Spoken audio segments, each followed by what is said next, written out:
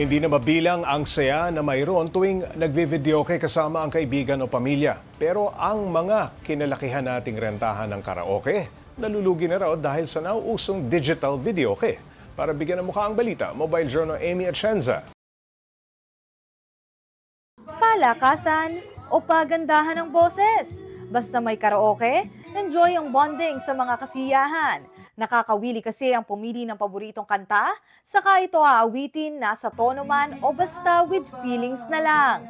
Isa nga sa nagpaparenta ng karaoke si Jean Ramos Aninag mula sa Marikina. Marami raw kasi talagang mahilig sa kantahan. Nararating namin ma'am ang San Mateo, pero nung medyo nakilala na kami, tapos malayo-layo, pag nasira kasi pupuntahan mo pa.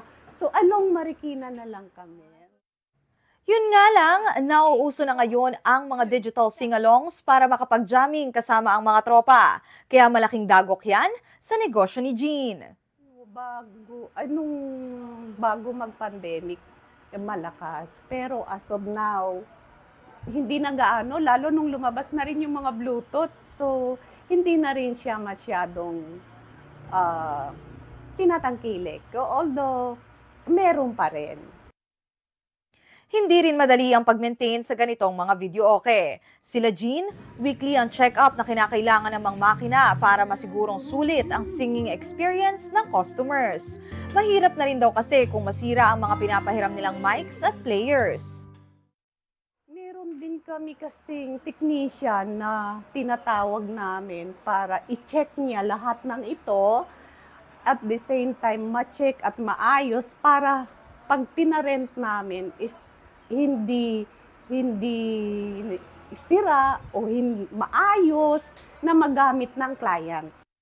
800 pesos per day daw ang renta rito. At sa ngayon, mayroon silang 15 makina na available for rent around Marikina. Yung iba naka-rent pero hindi naman kasi laging meron. So laging may naiiwan. So mga ganon. Mga hindi nauubos. Mas malakas kasi kami kapag December. Saka ganito yung summer kasi 'di ba vacation ng mga ano. So ang mga Pilipino nagre-rent talaga ng mga videoke. So masaya. Ganyan din ang dahilan kung bakit sa kabila na nagsusulputang makabagong teknolohiya, patuloy pa rin ang mga tumatangkilik sa traditional videoke machines. Iba kasi yung feeling kapag yung luma, tsaka nakasanayan na rin naming family na magrenta. Luma man o bago ang videoke na meron tayo, ang mahalaga ay ang mga good times na tatatak kasama ang tropa o pamilya. Mobile journalist Amy Atienza po, hatid ang mukha ng balita.